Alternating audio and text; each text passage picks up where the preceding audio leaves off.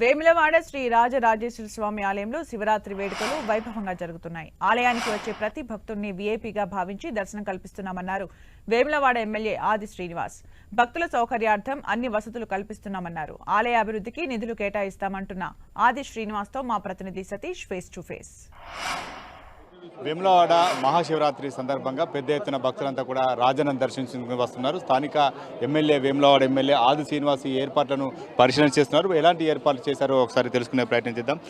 దాదాపు వేలాది మంది భక్తులు తరలి వస్తున్నారు. అందుకు అనుగుణంగా ఏర్పాటు చేశారా? ఏర్పాటు ఎట్లా ఉన్నాయి సార్?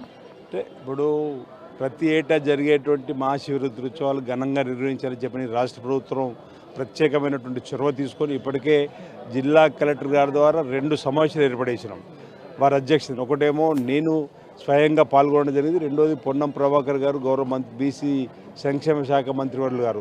అంటే అనేక ఏర్పాట్లు వచ్చే భక్తులకు ఎలాంటి ఇబ్బందులు తలెత్తకూడదని చెప్పని ఈరోజు వసతికి సంబంధించిన అంశం కానీ త్రాగునీటికి సంబంధించిన ఇబ్బంది కలిగేదని ఎక్కడ కూడా అపరిశుభ్రతంగా ఉండకూడదని చెప్పని వచ్చేటువంటి భక్తులకు శీఘ్రతరంగా దర్శనం భాగ్యం కలిగించేటువంటి కార్యక్రమాన్ని ఏర్పాటు చేయడం జరిగింది. అంటే వచ్చేటువంటి ప్రతి భక్తుడు కూడా వీపీ భక్తుడుగానే ట్రీట్ చేయాలని చెప్పినటువంటి ఆలోచన.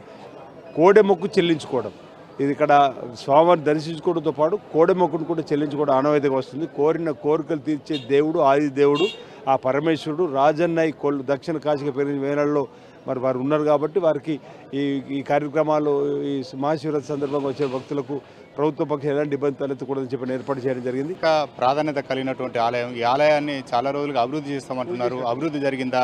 మీ కాంగ్రెస్ ప్రభుత్వం ఆధ్వర్యంలో ఎలాంటి అభివృద్ధి చేయబోతున్నారు? ఎలాంటి మానిటరింగ్తో ఎలాంటి డెవలప్మెంట్ ఉండబోతుంది అనుకోవచ్చు? మీరే అంటున్నారు అభివృద్ధి జరిగిందా అని. 2015లో ఇక్కడ అప్పటి సీఎం కేసీఆర్ గారు ఏటా 100 కోట్లతో అభివృద్ధి చేస్తానని హామీ ఇచ్చిపోయిండు. వీటీడీ ఏర్పాటు చేసిండు. పేరుకే వీటీడీ, ఒకరోజు కూడా వీటీడీ సమావేశానికి ఆయన అధ్యక్షన కూర్చున్న సందర్భాలు కూడా లేవు.